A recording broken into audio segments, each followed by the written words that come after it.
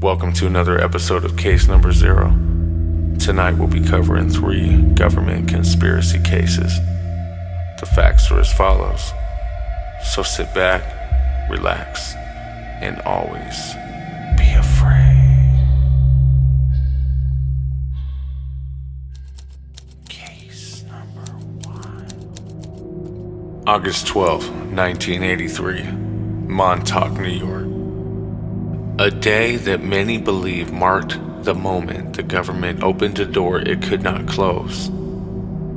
Tonight, I'm bringing you down into the tunnels beneath Camp Hero, a place so quiet now, so abandoned, that the silence itself feels staged, like something underneath is holding its breath. Locals swear the ground hums at night. They say the radar tower still draws power, even though every wire was supposed to have been ripped out decades ago. But that's the thing about Montauk. It never really shut down. Our story begins in the 1970s when whispers started circulating about strange trucks arriving at Camp Hero after midnight. No logos. No plates. Just men in white coats escorting, trembling, sedated teenagers through rusted blast doors. These were the lost kids, runaways from New York City, chosen because no one would look for them. Others were taken off the streets of Brooklyn and Queens, waking up on metal tables surrounded by faces wearing surgical masks. Survivors say they were told it was all a dream, but the scars on their temples and the holes in their memories tell a different story. Deep below the base was a chamber they called the chair, a massive metal device wrapped in wires thicker than a man's arm, and a seat that looked more like an electric throne than anything scientific. The government wanted psychic soldiers, remote viewers, human weapons who could kill with a thought, or spy on enemies without ever leaving the room. So they took children, because their minds were easier to break and easier to rebuild. Subjects were dosed with LSD until they forgot their own names. They were locked inside sensory deprivation tanks for days, floating in black water so cold it felt like the fingers of death wrapping around their ribs. Speakers whispered commands directly into their skulls. Don't sleep. Don't move. Don't think. And if they disobeyed, the chair punished them. One survivor, known only as Subject 12, claimed he was forced to visualize monsters over and over until the line between imagination and reality snapped. He said the walls began to pulse like skin. He said shadows crawled out of the corners and stood there, breathing, watching.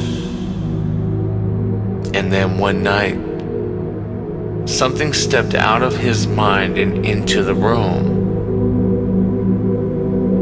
August 12, 1983 is the date everything went wrong. Witnesses say the base was hit by a violent surge of energy.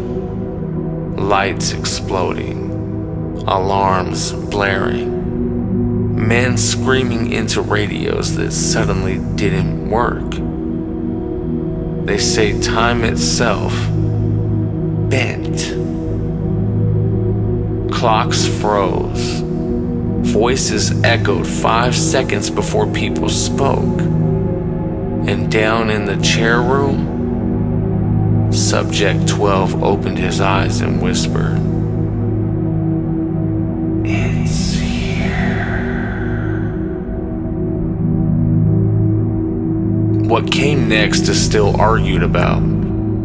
Some claim a creature materialized, 9 feet tall, covered in matted fur with a face that wasn't quite human. Others say it was worse, that it didn't have a shape, just a writhing black mass of hunger and hate. Whatever it was, the scientists panicked. Guns were drawn, orders were screamed, and within minutes, the entire underground complex was in chaos. 3 men were torn apart before they could reach the elevator. Another was found days later, drained of blood with no wounds. The creature rampaged through the tunnels until someone, no one knows who, ordered the base to shut everything down. The chair was destroyed, the power lines cut, the tunnels sealed, and the creature, whatever it was, simply vanished. Camp Hero was closed shortly after. The government claimed it was just a radar station, nothing more. Yet the fences still remain. The cameras still remain. And strange vibrations still roll through the ground every August 12th, like the hum of a machine waking up beneath the dirt. Some say the portal they opened that night never fully closed. Some say the creature still lingers in the dark, waiting for energy to pull it back. And some say the experiments never stopped.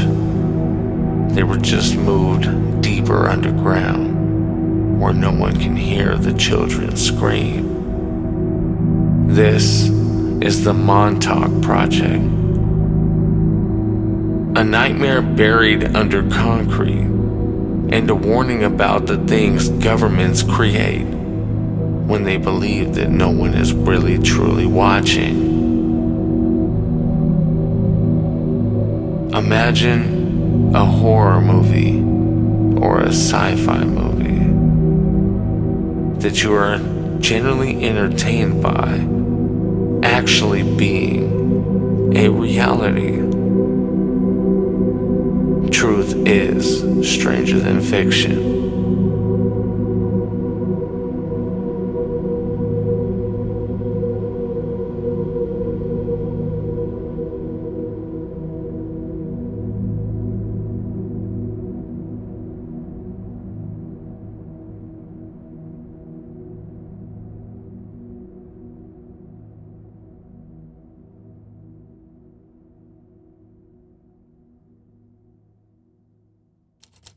Case number 2.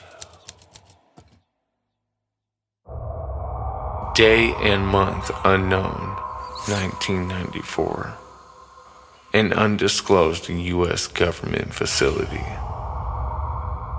Deep inside a government facility no civilian will ever see, a theory was born. A theory so disturbing, so world-shattering, that once you hear it, you'll never look at the sky the same way again. They call it Project Bluebeam. Now understand this. Project Bluebeam isn't just a conspiracy. It's a blueprint, a step-by-step plan to manipulate the entire planet using fear, faith, and the one thing none of us can escape: the sky above our heads. According to the theory, the government, along with NASA and other agencies, created technology decades ahead of what we're told exists. Technology capable of projecting massive, photorealistic holograms into the atmosphere. Not just lights, not just shapes, full moving images the size of cities. Imagine looking up and seeing a floating temple, or an alien warship, or a biblical figure descending through the clouds. And every detail so crisp, so overwhelming that your mind wouldn't question it. The plan, as described by whistleblowers, unfolds in 4 phases. Phase 1. Worldwide chaos. Sky anomalies. Bizarre sounds echoing through the atmosphere. Events so strange and so synchronized that people start to feel something supernatural is coming. Thunder without storms. Chorus-like hums over entire cities. And flashes of light that move intelligently across the stratosphere. Phase 2. A global sky show. Holograms projected from satellites, hundreds of them, coordinated to display religious icons specific to each religion. Jesus in South America, the Virgin Mary in parts of Europe, the Mahdi in the Middle East, the Buddha in Asia, each one speaking, gesturing, commanding, all in perfect sync. And here's the horrifying part. These images wouldn't just appear over cities.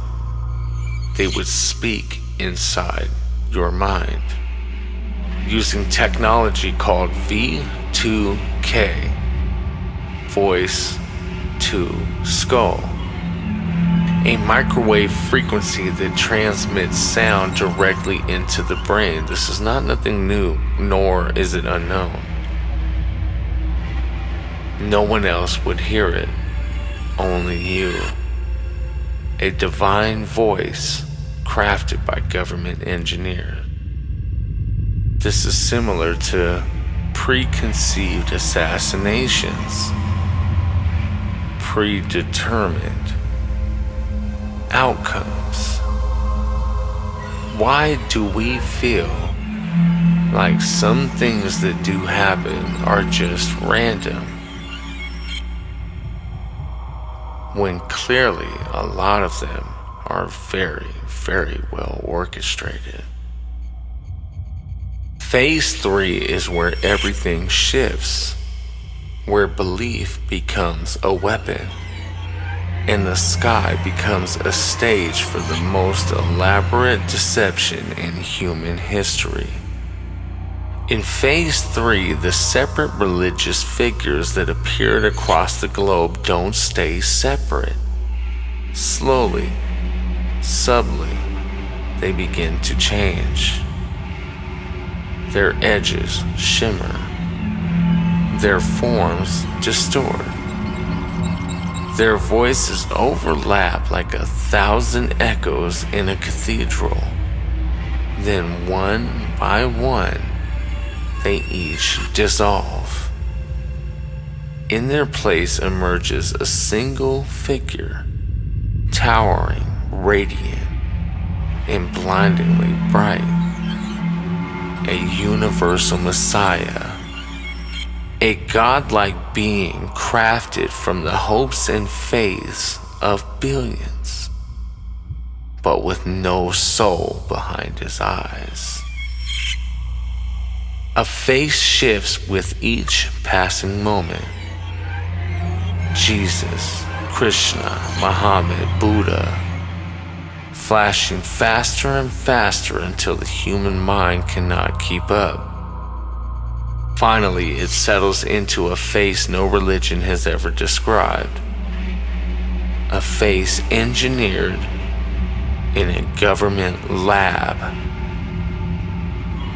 And then it speaks. Not from the sky, but from inside your skull.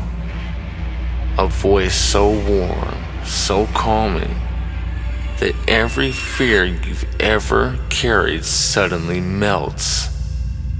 A voice that says, "The old world is ending.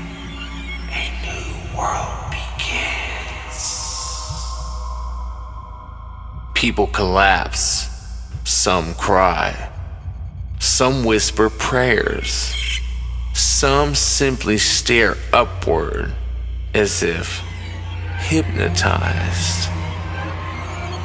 This is the emotional collapse they were waiting for. The moment humanity's defenses break. But phase 3?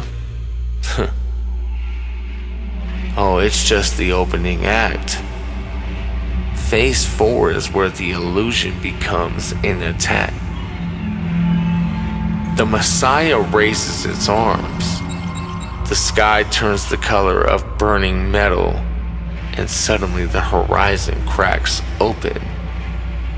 A massive ship, miles long, tears through the atmosphere. Its surface glows like molten steel, and the air trembles violently as more ships appear behind it. Thousands. Some hover above cities, some drift silently above oceans, some descend low enough that the windows shatter from the pressure. The world erupts. People run, cars crash. The screams of millions blend together into a single deafening roar. But the truth is, nothing is actually happening.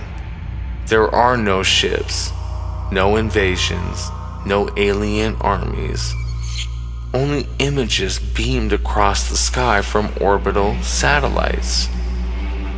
Explosions that are not real, fires that cast no heat, shadows that don't follow physical laws.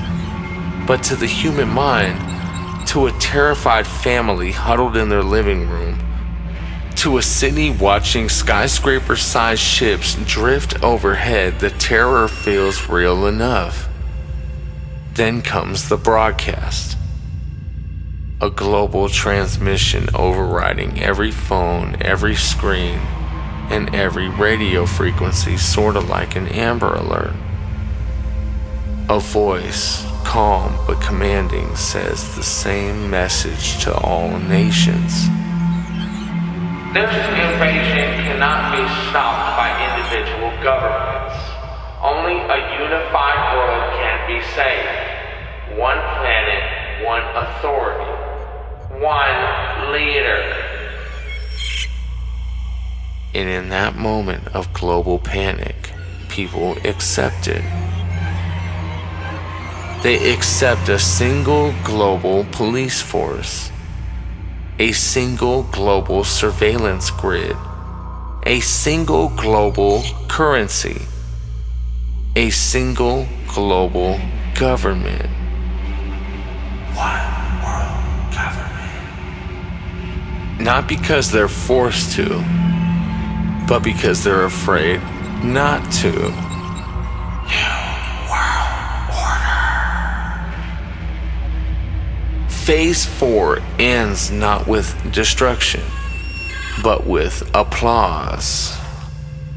Because once the skies clear, once the ships fade into nothing, once the Messiah dissolves into smoke, people believe they've been spared, saved, protected by the very institution that created the entire illusion. That is the brilliance of Project Bluebeam. You don't conquer the world with weapons. You conquer it with belief systems. And once you control what people believe, you control everything.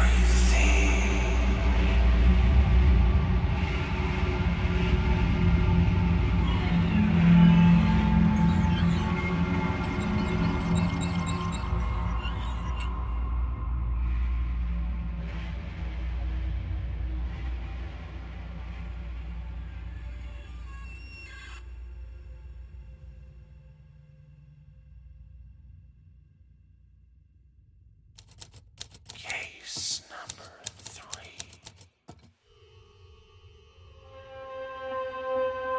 April 13th, 1953, Washington, D.C.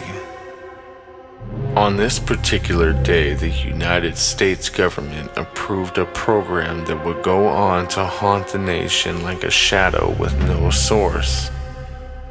Its name was MK Ultra, a name that drips with the weight of paranoia, secrecy, and human suffering. Tonight, I'm taking you inside the reality of MK Ultra here on Case Number Zero. Not the watered-down version they admitted to, but the version survivors whispered, real survivor. The version buried in the burned documents and unmarked graves. It began quietly, a single signature on a single sheet of paper, a document authorizing behavioral modification research.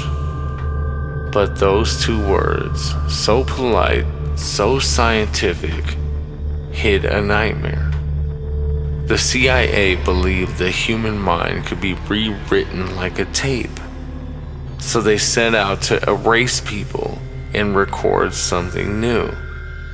They targeted the vulnerable, prisoners, psychiatric patients, orphans, drug addicts, the poor, and even ordinary citizens who simply went to the wrong doctor.